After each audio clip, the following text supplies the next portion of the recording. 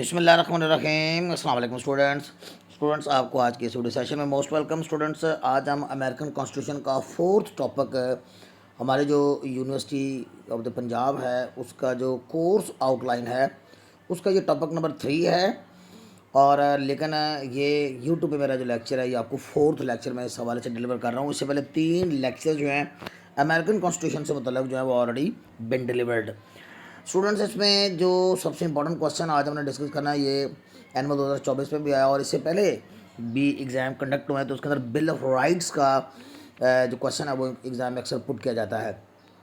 Students मैंने आपको ना बिल ऑफ राइट्स की टर्म समझानी है।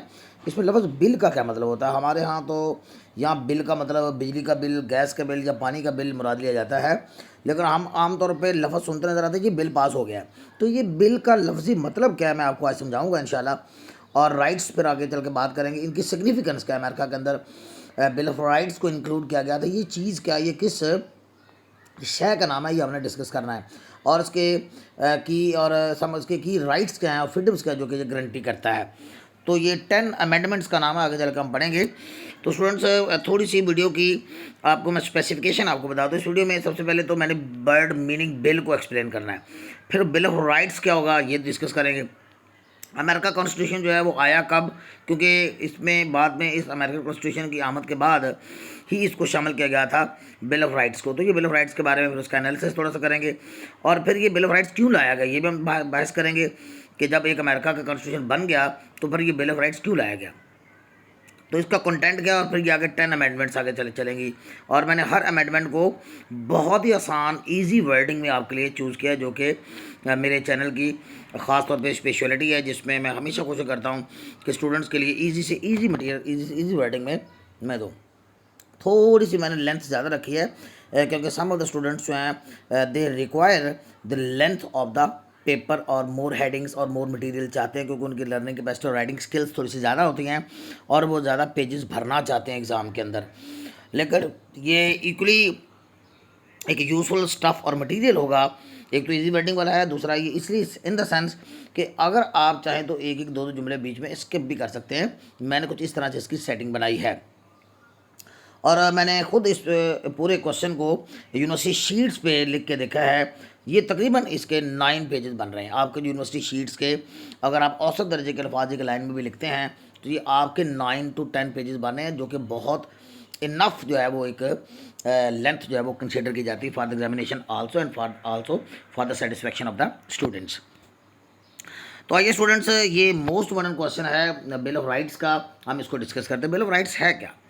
ये वर्ड बिल जो है इसका मतलब बिजली का बिल, पानी का बिल या गैस का बिल नहीं है। इससे बिल से मुराद आप याद रखें कोई भी रिटन प्रपोजल आप लेके आते हैं ना, मैंने तहरीरी तौर पे आपको तजवीज़ लेके आते हैं कानून बनाने की गर्ज से।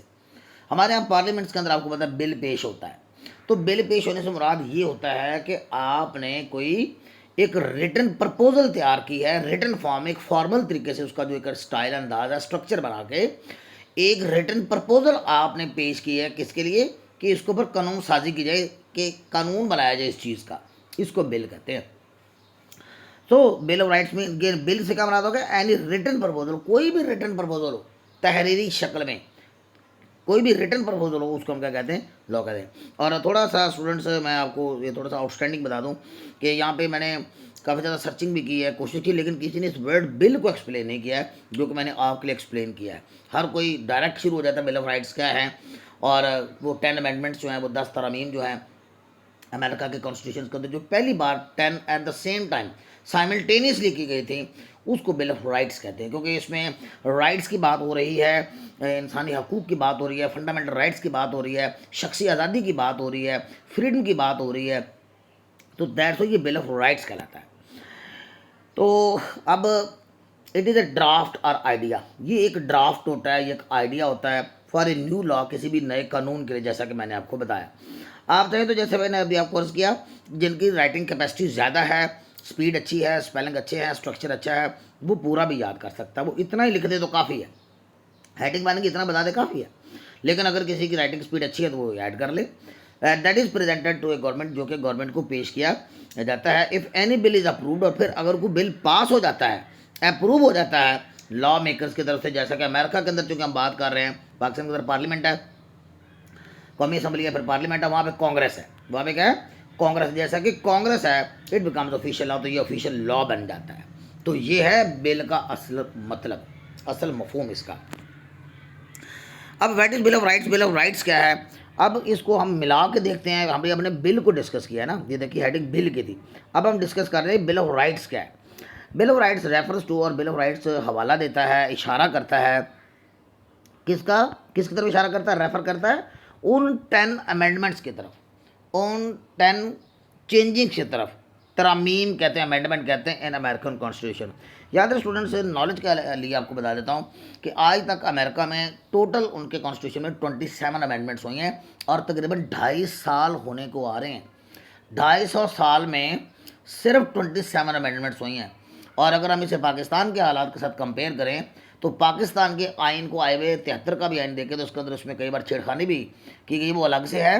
26 अमेंडमेंट्स इसके अंदर की जा चुकी हैं, यानी हमने 50 सालों में छेड़खानी के अलावा 26 जो हैं वो अमेंडमेंट्स जो हैं वो क्या कर ली हुई हैं। अभी पीछे आपको 26वीं तरमीम आपने सुना होगा, बड़ा रौला डला हुआ है सोशल मीडिया पे, और अब उसको जायज़ और इसके नाजायज़ की बातों में तो हम जा नहीं जा सकते, हमारा ये फोरम ऐसा नहीं कि हम इसके ऊपर जो तनकीद कर सकें। तो 10 अमेंडमेंट्स अमेरिका में पहली बार जो at the same time simultaneously की गई, वो 10 अमेंडमेंट्स जो हैं उनको क्या कहते हैं, बिल ऑफ राइट्स कहते हैं, यानी लोगों के हकूक़ से मुतल्लक rights in American constitution. It ensures and protects the fundamental rights, और ये यकीनी बनाता है, यानी ये बिल ऑफ राइट्स ने इसको यकीनी बनाया। एंश्योर करना, एंश्योर करना एक वर्ड बड़ा इंपॉर्टेंट अक्सर मैं अपने नोट्स के अंदर इस्तेमाल करता हूँ। इसका मतलब यकीनी बनाना, प्रोटेक्ट करना। It ensures and protects the fundamental rights, और ये बुनियादी इंसानी हकूक़ जो हैं, शख्सी आज़ादियाँ जैसे हैं, एंड फ्रीडम्स ऑफ इंडिविजुअल्स, अफराद की आज़ादियों का मतलब जो है ये इस चीज़ को इंश्योर करता है, उसको यकीनी बनाता है। मैंने जैसे आपको अर्ज़ किया कि जिसकी राइटिंग स्पीड अच्छी है वो जुमला ऐड करें, वरना वो यहाँ तक भी रख सकता है। यानी ये कमज़ोर, मसरूफ़ और जिनके पास टाइम की किल्लत है उनके लिए भी ये नोट्स इक्वली अफादियत वाले हैं, इफ़ेक्टिव हैं, और अल्हम्दुलिल्लाह पढ़ने वाले जिनके पास टाइम है, तदलील नहीं कर रहे, मतलब जिनके पास काफ़ी क्वांटिटी में टाइम होता है पढ़ने के लिए, रीडिंग के लिए, वर्किंग के लिए, टॉप करना चाहते हैं, पोजीशन लेना चाहते हैं, तो वो पूरा ही लिखें। अब थोड़ा सा हम बैकग्राउंड में, इतना तो मैंने गहराई के साथ नहीं किया यहाँ पर, लेकिन बहरहाल मैंने इतना आपको ज़रूर बताया कि अमेरिकन कॉन्स्टिट्यूशन आया कब, क्योंकि दरअसल आपको ये एग्जामिनेशन पॉइंट ऑफ व्यू से ही चीज़ें तैयार नहीं करनी है स्टूडेंट्स। आपको पता होना चाहिए कि अमेरिका का कॉन्स्टिट्यूशन कब है। अमेरिका दुनिया की एक पावर है, आलमी ताकत है। कल को अल्लाह करे कि आप में से भी हमारे ये वकील हजरात बनेंगे इंशाअल्लाह, तो कल को वो भी तो तरक्की करते करते हमारे पाकिस्तान के किसी बड़े ओहदे पे फायज हो सकते हैं, तो उनको भी बेसिक नॉलेज तो खैर होना चाहिए ना।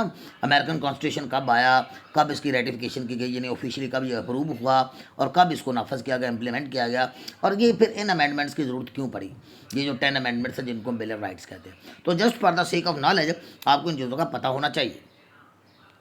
Before we discuss the bill of rights, पहले हम बिल ऑफ राइट्स यानी वो जो हकूक़ का एक डॉक्यूमेंट है उसको डिस्कस करें। Let us briefly talk about the US constitution. आइए हम यूएस कॉन्स्टिट्यूशन के बारे में थोड़ी सी बातें कर लेते हैं। American constitution was presented in 1787, ये 1787 में इसको पेश किया गया।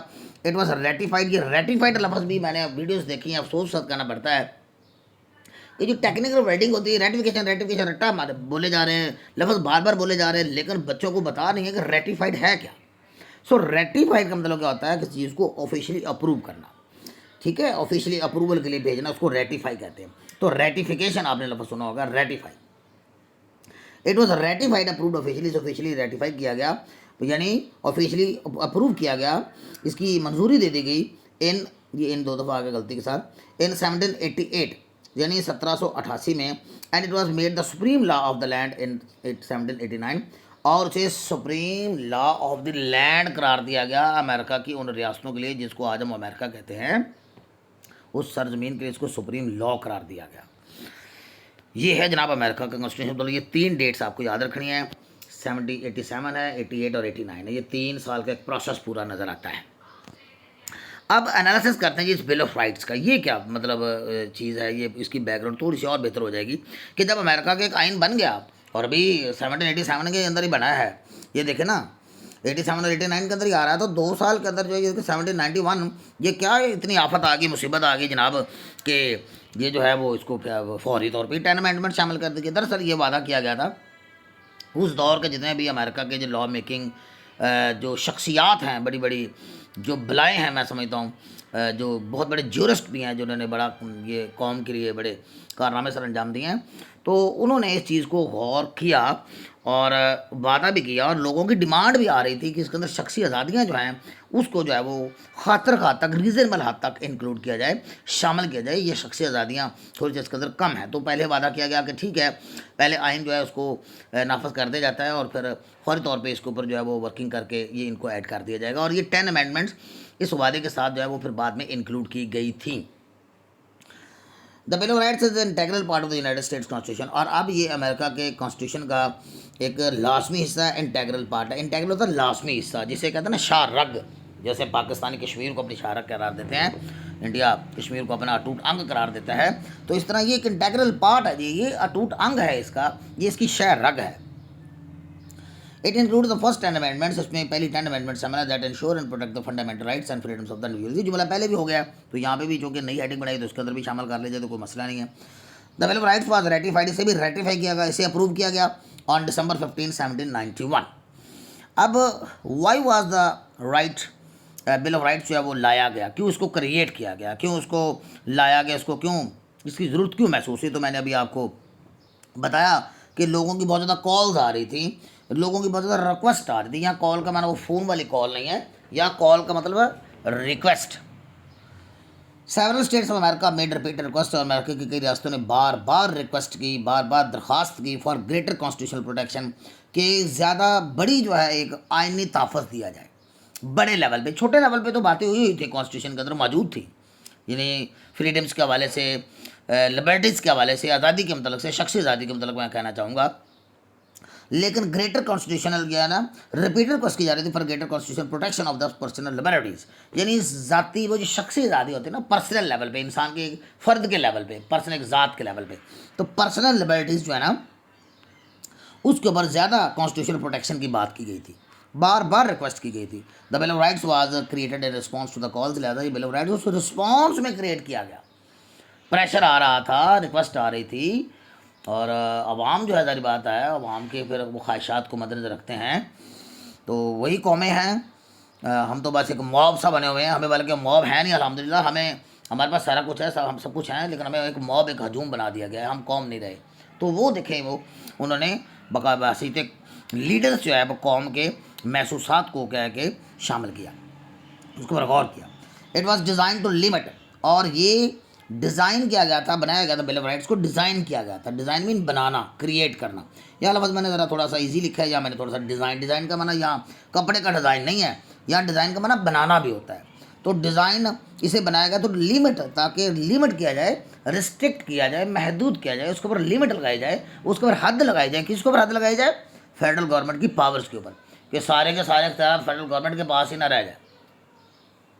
Powers of the federal government and safe guard the rights of the citizen, और बल्कि ये कहा गया कि सिटीजन्स के जो राइट्स हैं उनको सेफ गार्ड किया जाए, उनका तहफ़्फ़ुज़ किया जाए against harmful and unfair misuse, ताकि हार्मफुल, ख़तरनाक और नाजायज़ उनका मिसयूज़ ना हो सके इंसानों के पर्सनल लिबर्टीज़ का, इंसानों के जो पर्सनल राइट्स बनते हैं ना उनका मिसयूज़ ना हो सके। तो इसलिए शुरू में ही उन्होंने ये तय कर दिया कि ये आज़ादियाँ होगी। कमाल की बात है। अब students, content of the bill rights, अगर हम इसके कंटेंट की बात करते हैं, इसके अंदर मवाद क्या शामिल है, बिल ऑफ राइट्स के अंदर है क्या चीज़। भाई 10 अमेंडमेंट्स हैं, वो 10 अमेंडमेंट्स हमने बारी बारी देखनी है। ईच ऑफ 10 अमेंडमेंट्स, और इन 10 अमेंडमेंट से हर एक एड्रेस करती है। एड्रेस करने का मतलब या खुतबा देना या खिताब करना नहीं है। देखिए स्टूडेंट्स, वर्ड्स कई माने होते हैं, तो टॉप लेवल की वोकैबुलरी जो है वो आपको ध्यान में रखनी पड़ती है। एड्रेस का माना किसी चैलेंज को एड्रेस करना, मुरादा उससे डील करना, उससे निपटना, उससे कोप विद करना, उसको संभालने की कोशिश करना, इसको एड्रेस कहते हैं। चैलेंजेस को एड्रेस किया जाता है, प्रॉब्लम्स को एड्रेस किया जाता है, किसी सिचुएशन को एड्रेस किया जाता है, ख़तरनाक सूरत को एड्रेस किया जाता है। या एड्रेस का माना खिताब करना नहीं है कि ये खिताब करने लग गए, कि मतलब डील विद, इसका मतलब एड्रेसिंग मीन डील विद करना। स्पेसिफिक एरियाज ऑफ राइट्स, वो जो ख़ास एरियाज़ हैं राइट्स के, एरियाज़ का मतलब शोबा जात होता है। स्पेसिफिक एरियाज ऑफ राइट्स यानी राइट्स के मुख्तलिफ ज़ाविये या मुख्तलिफ हमारे जो हकूक़ होते हैं, तो कई गोशों में इसको क्या किया गया, निपटने की बात की गई। And limitations. और लिमिटेशंस मैंने आपको बता दिया कि कोई लिमिट को क्रॉस ना करे। तो let us discuss the 10 amendments one by one. आइए हम 10 अमेंडमेंट्स को याद करते हैं। अच्छा स्टूडेंट्स, हमारे पाकिस्तान के अंदर ना इस तरह का पाक स्टडीज़ के अंदर एक क्वेश्चन आता है, पाक कायदे आज़म के 14 नकात। तो 14 नकात, इसको देख के मुझे याद आ गया कि वो जान जोखों का काम है 14 नकात को ध्यान में रखना। तो हमारी यूथ तो वैसे थोड़ी सी डिस्पर्स्ड होती है, बिखरी हुई है खैर से सोशल मीडिया में और अपने टिकटॉक्स और इस तरह के मुख्तलिफ शोल शुगाल में। तो दैट्स मीन इसको याद करना ज़रा मुश्किल होगा, इस लिहाज से ज़्यादा में रख। लेकिन मैंने फिर भी कोशिश की है कि मैं आपको को थोड़े से इन 10 अमेंडमेंट्स को याद करने के थोड़े से टिप्स भी दे दूँ आपको।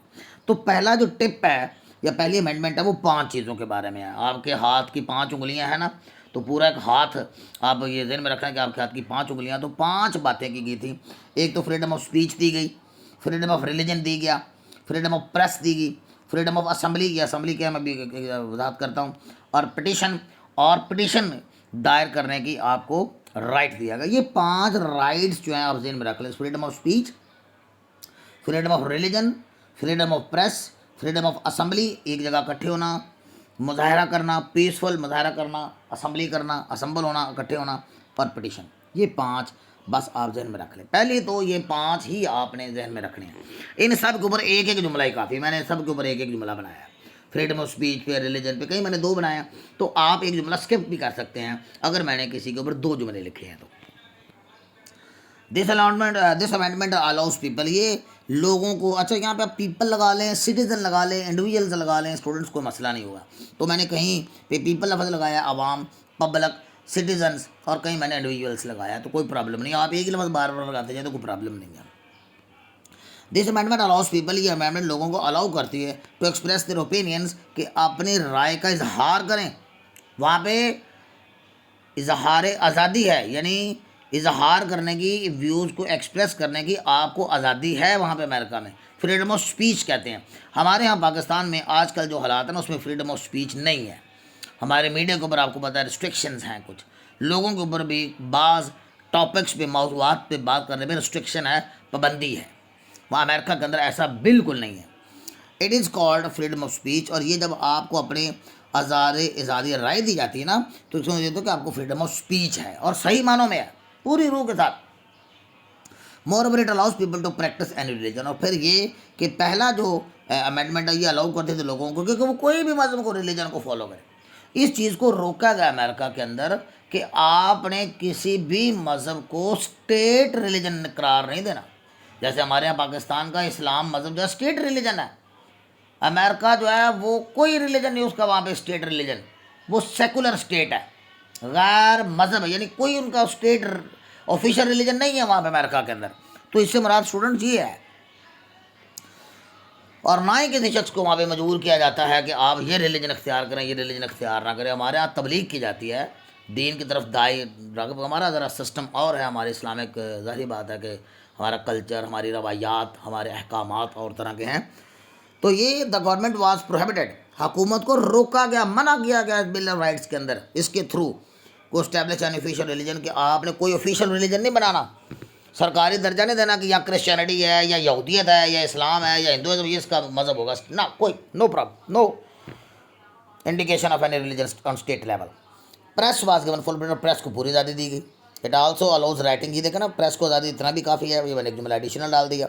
इट आल्सो अलाउज राइटिंग, और ये अलाउ करती है, फर्स्ट अमेंडमेंट अलाउ करती है राइटिंग करें, पब्लिशिंग करें आइडियाज़ की फ्रीली, बिला मतलब किसी रिस्ट्रिक्शन के, बट विद प्रूफ। लेकिन यह है कि अगर आपके पास प्रूफ है, सबूत है ना, तो इवन आप हुकूमत के ख़िलाफ़ भी लिख सकते हैं, छाप सकते हैं। लेकिन अगर आपके पास कोई आदाद शुमार है, अगर आपके पास शुमार है, आदाद शुमार हैं, तो आप कर सकते हैं। हमारे पाकिस्तान के ऊपर तो ऐसा मसला नहीं है कि आप मीडिया के ऊपर आके भौंका भांकी लगी रहती है और आदाद शुमार के बगैर ही जनाब जो है वो बातें करना शुरू कर देते हैं। हर पार्टी, हर जो नुमाइंदा वहाँ पे आया होता है अपनी पार्टी को बस डिफेंड करने में लगा हुआ है। ऐसा बिल्कुल नहीं है वहाँ पे। यहाँ आदाद शुमार के साथ बात की जाती है, विद प्रूफ बात की जाती है। It also allows freedom of assembly, और इसमें आप असेंबल हो सकते हैं, इकट्ठे हो सकते हैं, ग्रुप बना सकते हैं, मुजाहरा कर सकते हैं, इकट्ठे होकर पीसफुल मुजाहरा कर सकते हैं। इसमें आपको फ्रीडम ऑफ असेंबली है फॉर पीसफुल प्रोटेस्ट के लिए, यानी पुरअमन एहतजाज के लिए। And right to the file petition, और यहाँ पे पांचवा राइट देगा कि आपको पिटीशन का पूरा हक है, पूरा हक है आपको पिटीशन दायर करने का। किसके खिलाफ? हुकूमत के खिलाफ भी। अगर ये कोई गलत काम करती है, गलत एक्शन करती है, आपके साथ कुछ गलत करती है, इवन स्टेट लेवल पे कोई वो गलत देते, तो आप एक अकेला बंदा भी जाके इसके खिलाफ पिटीशन जो वो क्या कर सकता है? दायर कर सकता है। ये पहली अमेंडमेंट ही आप जहन में रख लें कि 5 चीज़ों का एक मिक्सचर था। तो यहाँ पे बड़ी आज़ादियाँ मिल गई। अभी तो बाकी आज़ादियाँ 9 अभी हमने पढ़नी है अमेंडमेंट्स। तो पहले अमेंडमेंट के अंदर ही आप देख लें, खैर से उन्होंने वो जो सारे वर्क है पहले अमेंडमेंट जो है वही कह ले कि इतने ज़्यादा इंडिविजुअल फ्रीडम्स की बात उसने कर डाली है, और 5 मुख्तलफ शोबा जात कह लीजिए कि उसके अंदर आपको देखो कितने राइट्स मिल गए, उनको हक मिल गया। और आज तक इसके अंदर चेंजिंग नहीं आई, तब्दीली नहीं आई, और वहाँ पे कई हक मारे नहीं गए लोगों को। जो हक वहाँ पे उन्होंने लिख दिए हैं और वो आपको मिलते हैं 250 साल पहले से मिल रहा है, 250 साल से मिल रहे हैं। तो ये है कौमें। इसके बाद है जी राइट्स टू बियर आर्म्स। ये नंबर 2 पे हमारा बाजू होता है। वैसे तो आर्म्स का माना आप जानते हैं, हमारे बाजू भी 2 हैं, और लिहाजा इस अमेंडमेंट को याद रखना, आर्म्स अब बाजू से आप जेल में रख सकते हैं, लेकिन यहाँ आर्म का माना बाजू नहीं है। ये मैं याद करने के लिए आपको एक ट्रिक बता रहा हूँ। तो राइट टू बियर आर्म्स यानी असला उठा के फिरना। बियर का माना यहाँ जन्म देना नहीं है, याद रखें बेटे। बियर का माना यहाँ उठाना है, कैरी करना है।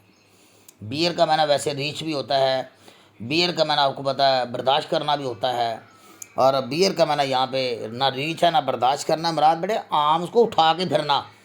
असला रख सकते हैं आप, वेपन्स रख सकते हैं। तो आर्म्स का माना मैंने यहाँ पे अंग्रेज़ी में भी लिखते हैं वेपन। तो आर्म्स का माना यहाँ बाजू नहीं है कि बाजू जनाब वो उनको जन्म देना ना, ऐसा बेटे नहीं। इसको गौर से देखें। राइट टू बियर आर्म्स को तो हथियार उठा के फिरना, bear. This amendment gives the people right. ये अमेंडमेंट लोगों को राइट देती to bear own and carry, कि हथियारों को ओन कर सकते हैं, उनके मालक बन सकते हैं, उनको कैरी कर सकते हैं वेपन्स को for self defence and protection और तहफ़्फ़ुज़ की खातर। दरअसल उस ज़माने में मैं आपको बताता हूँ 250 साल पहले जब अमेरिका का कॉन्स्टिट्यूशन आया और उससे पहले आज़ादी की बात हो गई, तो गैर मुल्की यानी फ़ॉरेन जो अटैक्स जो है वो होते रहते थे। और अमेरिका आपको पता है कि वसी और फैला हुआ कंट्री है, और अब भी जानते हैं कि अमेरिका के 50 स्टेट्स हैं, और एक रकबे के लिहाज से भी देखें तो बहुत बड़ा एक मुल्क है, उसका जो दायरा फैला हुआ है। तो तहफ़्फ़ुज़ जो है वो प्रोटेक्शन जो है, फिर जारी बात है कि अटैक्स फिर कई तरफ से भी हो सकते हैं। तो दैट्स वाई वो उन्होंने उस वक़्त लोगों को ये आज़ादी दी थी, लोगों को ये राइट दे देता कि हाँ आप अपने वेपन रखें अपने पास, अपने इवन वहाँ पर उन्होंने ये भी कह देता कि आप अपने अपने रियासतों में जगह पे जहाँ ज़रूरी है वहाँ पे मलेशिया यानी फ़ौजी भी आप अपने फ़ौजी दस्ते भी आप अपने बना सकते हैं, मुल्क के ख़िलाफ़ नहीं, फ़ॉरेन डोमिनेशन यानी फ़ॉरेन अटैक्स के ख़िलाफ़। अगर किसी सूरत में गैर मुल्की अटैक्स होते हैं तो it was originally allowed citizen, originally allowed किया गया था टू फॉर्म मलेशिया, कि वो अपने फ़ौजी दस्ते मलेशिया बना सकते हैं, अपने फ़ौज बना सकते हैं टुडे। लेकिन आज ज़रा इस चीज़ के ऊपर आपको पता कम ही है, क्योंकि अमेरिका अब तो तरक्की कर गया, आलीशान तरक्की की है। It protects a person legal rights, और दरअसल ये आज भी लोगों के लीगल राइट्स को प्रोटेक्ट तो करता है। तो कीप फॉर आर्म्स दो अगरचे देर आर सम लॉज, लेकिन अगरचे अब कुछ कानून बने हुए हैं, मज़ीद उसके अंदर अमेंडमेंट्स आई हैं टू इंश्योर सेफ्टी, कि पहले तो आपने इंश्योर करना है सेफ्टी को, कि आपको उसका मिसयूज़ ना करें। हमारे पाकिस्तान के अंदर इस तरह के अगर कानून आ जाए, आइन आ जाए, तो यहाँ पे हर बंदा जो है वो हर चिकड़ चौधरी जो है वो सेल्फ डिफेंस के नाम पे जनाब ऐसे लोगों को मारना शुरू कर देते हैं हमारे यहाँ। तो ऐसे ही आपको पता है कि ये पीछे लाहौर के अंदर वो गार्ड वाला वाक़या आ गया, तो ये गार्ड्स रखे होते हैं जनाब, प्राइवेट गार्ड्स रखे होते हैं, और डाले वाले जहाँ वो किस तरह अटैक करना शुरू कर देते हैं जनाब। यहाँ पे हमारे पाकिस्तान के अंदर अजीब ही निज़ाम बना हुआ है, फ़िरौनियत छाई हुई है यहाँ पे। तो यहाँ पे फ़िरौनियत नहीं है, यानी वहाँ पे सेफ्टी है, सेफ्टी को इंश्योर करता है, और ज़िम्मेदार बंदे को वहाँ पे लाइसेंस दिया, मतलब ये सिलसिला है कि गैर जिम्मेदारी का मुजाहरा नहीं करेगा। तो देखो ना, to ensure safety and responsibility the gun ownership, अगर आप गन की ओनशिप करते हैं, ऑनरशिप करते हैं, मालक बनते हैं, उसको रखना चाहते हैं, तो उसके लिए आपको सेफ्टी और इस चीज़ को पहले इंश्योर करना है, रिस्पॉन्सिबिलिटी और सेफ्टी को। हाउसिंग ऑफ सोल्जर, ये हाउसिंग का मतलब यहाँ घर नहीं है, हाउसिंग का माना घर में काम कराना, ठहराना, स्टेशनिंग करना, क्वार्टरिंग करना। क्वार्टर आप जानते हैं फौजियों के लिए क्वार्टर बनाए जाते थे, क्वार्टरिंग। तो आर्जी तौर पे काम करना, स्टे करना, रहना। हाउसिंग ऑफ द सोल्जर्स यानी सोल्जर्स को किसी शख्स के ज़ाती घर में अब रहने की इजाज़त नहीं थी, तो पहले क्या था, पहले आपको बता देते इसकी बैकग्राउंड। याद रखिए, बरतानिया ने अमेरिका को भी अपनी कॉलोनी बनाया हुआ था, क्योंकि बरतानिया की आधी दुनिया में हुकूमत थी, या बरसगीर में भी थी, आधी दुनिया में हुकूमत थी। इसीलिए बरतानिया ने वहाँ पे ये एक कानून बनाया हुआ था कि in case of taking shelter, पहना की गरज से, या उसको कहीं रात पड़ गई है तो उसने रुकना है, या उसकी कोई डिप्लॉयमेंट की गई है और उसके रहने के लिए कोई अलग से क्वार्टर नहीं बना हुआ है, तो वो किसी भी शख्स के घर में रह सकता था, क्या कर सकता था, हाउस करना यानी स्टेशनिंग करना, क्वार्टरिंग करना, वो वहाँ पे रह सकता था जितने देर मर्जी चाहे। लेकिन बाद में जब बिल ऑफ राइट्स आया तो उसमें ये इस चीज़ को मना कर दिया गया कि बग़ैर उस शख्स के जिसका वो घर है उसकी इजाज़त के बगैर जो है आपने स्टेशनिंग नहीं कर सकते, आपको उससे परमिशन लेनी है, उसकी मर्ज़ी, उसकी विल, उसकी कंसेंट जो है वो आपने लेनी है। हाँ, अमन के दिनों की बात हो रही है, यहाँ जंगी हालात में सूरत हाल इस कदर थोड़ी सी लचक रखी गई थी कि वॉर डेज में कुछ और सूरत हाल हो सकती है, लेकिन पीस डेज में ऐसा बिल्कुल भी नहीं होगा।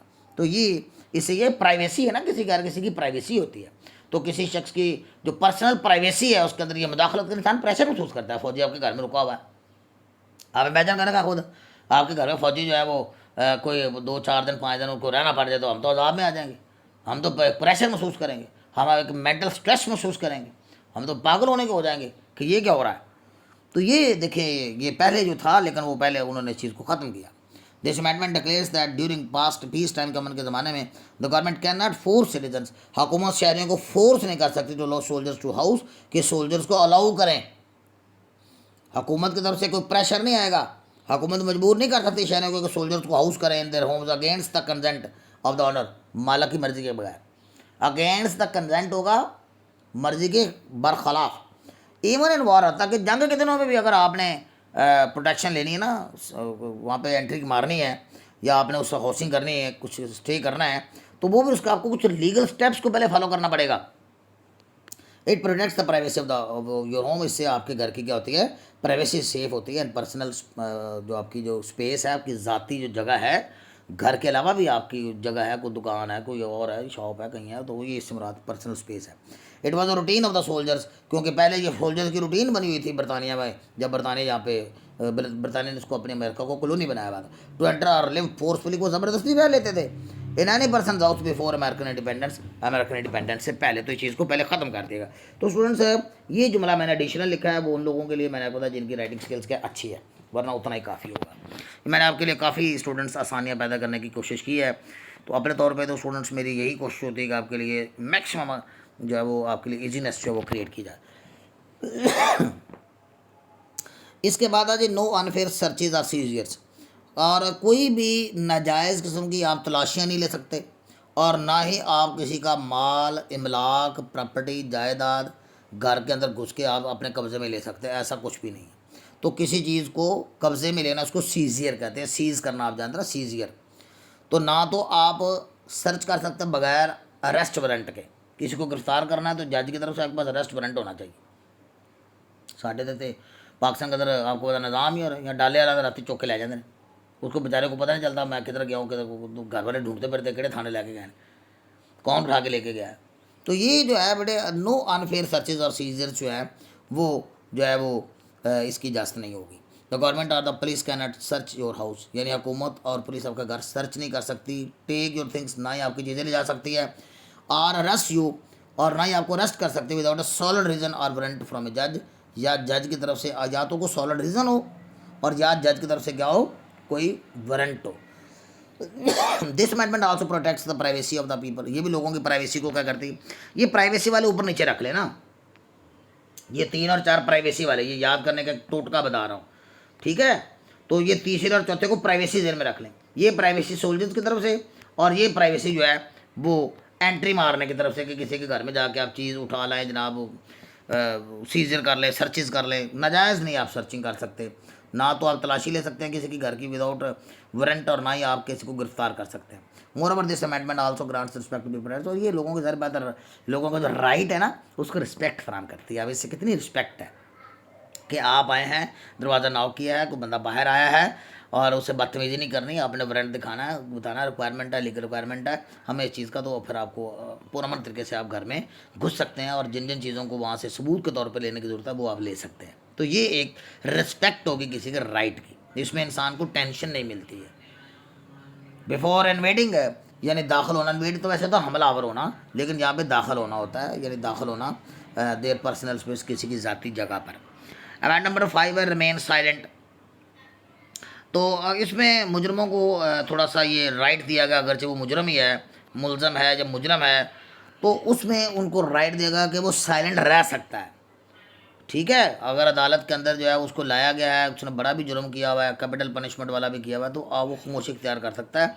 ज़रूरी नहीं कि उसे उगलवाया जाए कि उगलो, तुम उगलो, ये तूने ये किया है काम, इस तरह फोर्स नहीं आप कर सकते। वो चाहे तो खामोशी इख्तियार कर सकता है। स्टेट जो है या इदारे जो है वो सबूत लेके आए उसके खिलाफ पैदा करें, बर्डन ऑफ प्रूफ जिसे हम कहते हैं वो पूरा करें और उसको सजा दें, कोई ऐसा मसला नहीं है। लेकिन वो ज़रूरी नहीं है कि वो जो है वो इसके ऊपर साइलेंट रहे। हमारे यहाँ ना क्रिकेट के अंदर अक्सर आपने वो रिव्यू वाला देखा होगा, बाज़ का बड़े बड़े नामी ग्रामी क्रिकेटर्स जो होते हैं उनका बैट एज हुआ होता है और अच्छा खासा बड़ा एज होता है और सबको पता चला कि एज हुआ है, लेकिन फिर भी खड़ा होता है। ठीक है, कि ये मुखालफ टीम का कप्तान रिव्यू ले, चाहे कि इनका रिव्यू तो मैं ज़ाया करके जाऊँ, रिव्यू ले और रिव्यू ले के जनाब जो है वो क्या वो खामोश कर होता है। वो ये कब कहता है कि मेरा एज लगा, वो तो अपने आप को ऐसे शो कर रहा होता है कि जैसे नहीं लगा।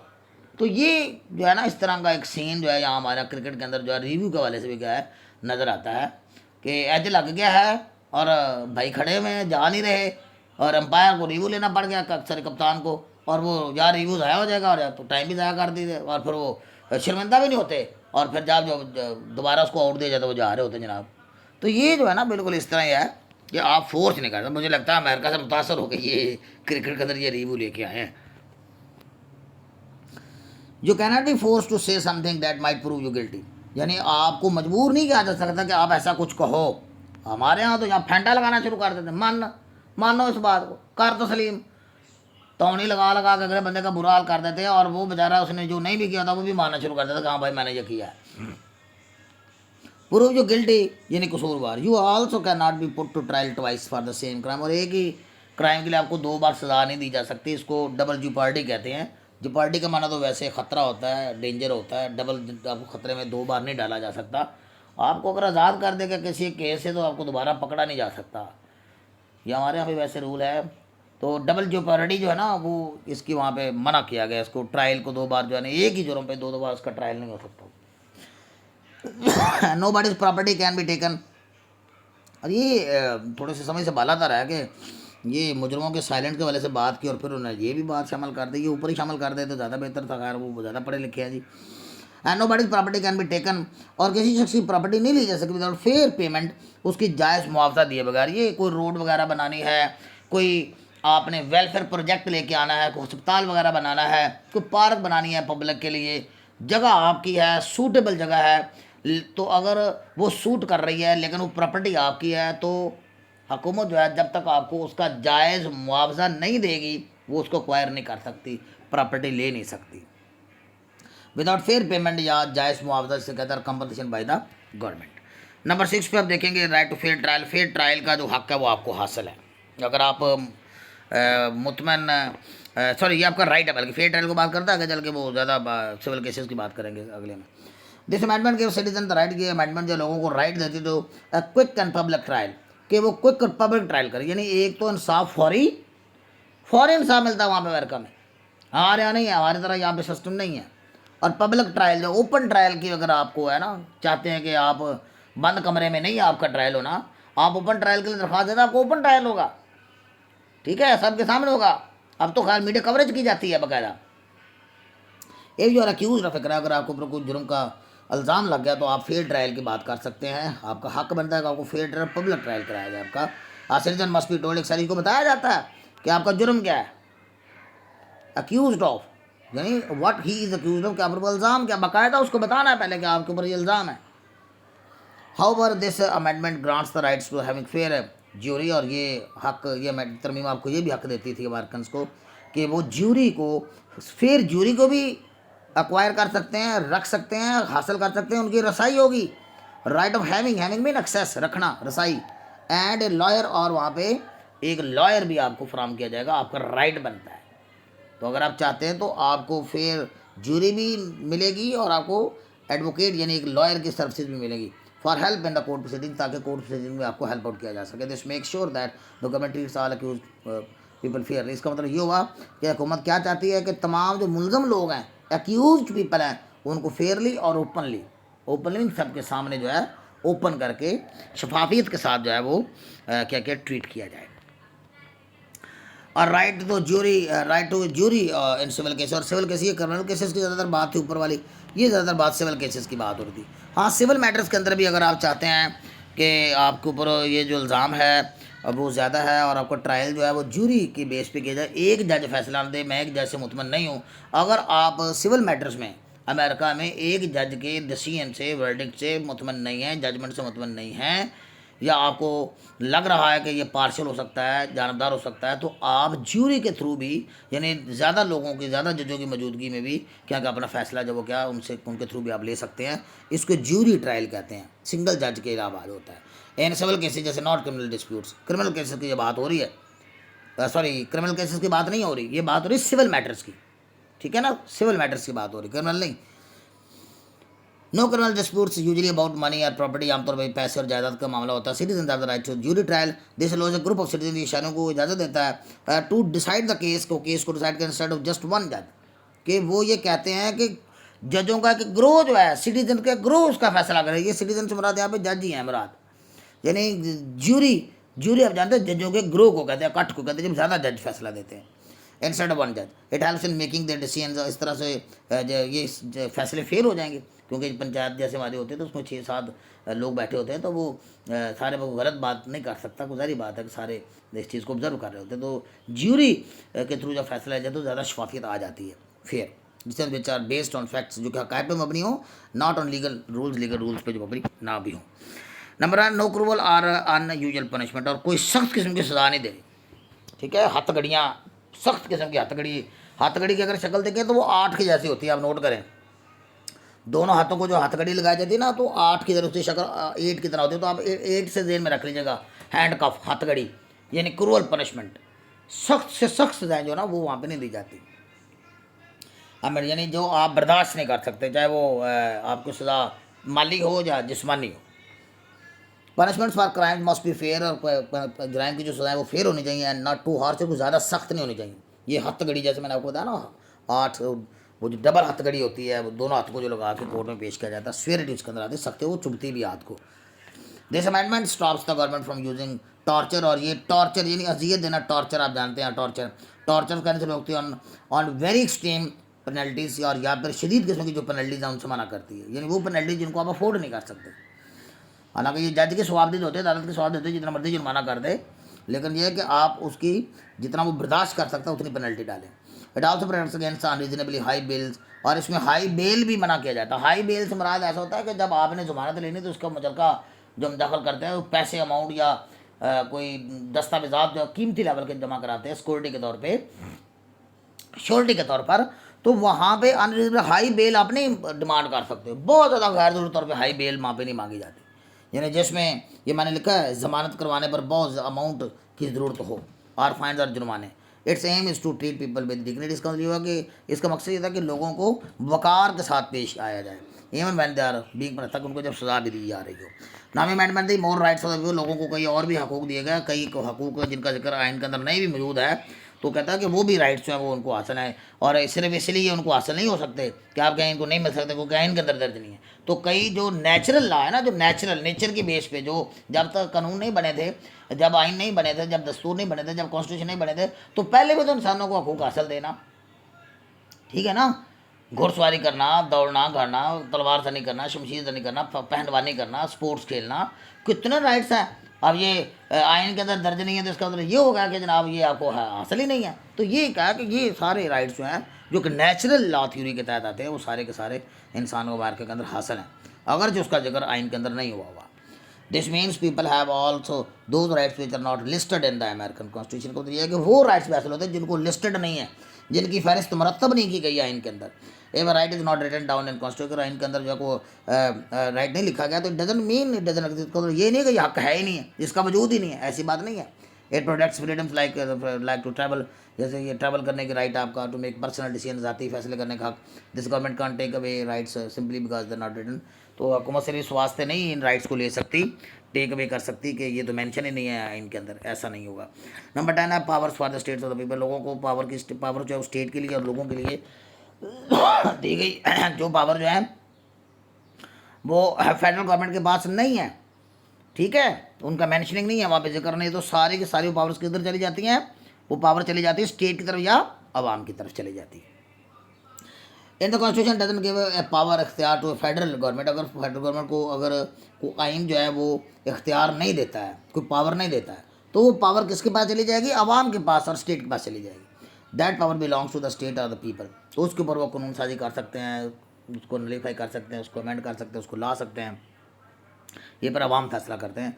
This limits the power of the central government. से सेंट्रल गवर्नमेंट की पावर जो लिमिटेड हो जाती है, स्ट्रिक्ट हो जाती है, महदूद हो जाती है। एंड हेल्प्स लोकल गवर्नमेंट्स, और लोकल गवर्नमेंट्स को इस तरह अख्तियार मिल जाता है इन हैंडलिंग लोकल इशूज़, कि वो लोकल इशूज़ को क्या करें, हैंडल करें, क्योंकि अमेरिका के 50 रियासतें हैं ना, तो उसी और रेज कंट्री है। So the sports idea of shared power, से शेयर्ड पावर आ जाती है, यानी पावर शेयर हो जाती है सेल्फ गवर्नमेंट में और सेंट्रल गवर्नमेंट में एंड सेल्फ गवर्नमेंट में। इसकी सिग्निफिकेंस क्या है, इसकी अहमियत क्या है, एक पैराग्राफ बनाना चाहे तो बना सकते हैं, नहीं तो इतना ही काफ़ी है। आप यहाँ पे भी क्लोजिंग कर सकते हैं स्टूडेंट्स। कंक्लूड वाला पैरा मैंने नीचे दिया हुआ है।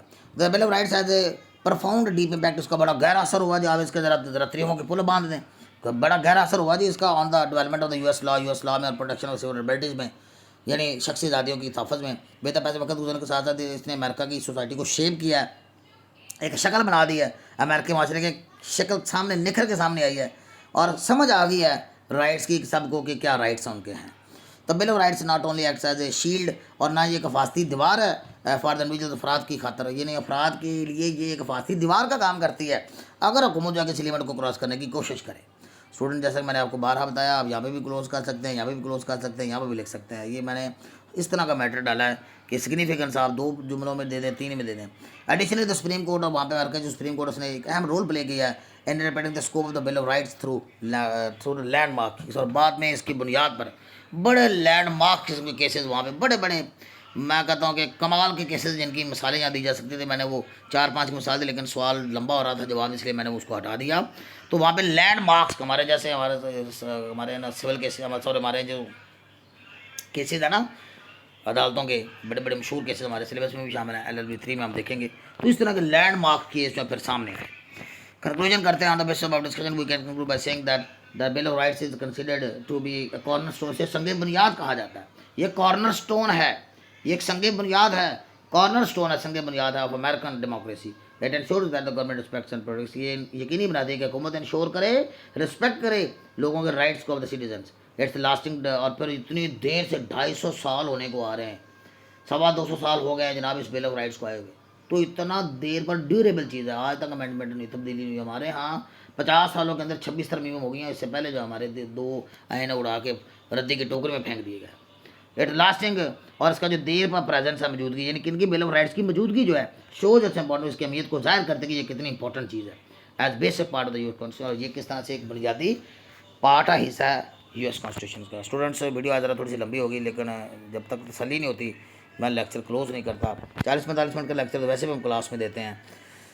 तो स्टूडेंट्स अगर आप इनके नोट्स परचेज़ करना चाहते हैं तो गिवन नंबर पे आप बात कर सकते हैं। वेबसाइट भी हमारी तैयार है, आपको वहाँ तक भी रसाई दी जाएगी। इंशाल्लाह आपसे बात होगी इस वाले से भी। मिलते हैं नेक्स्ट वीडियो में। अल्लाह हाफ़िज़।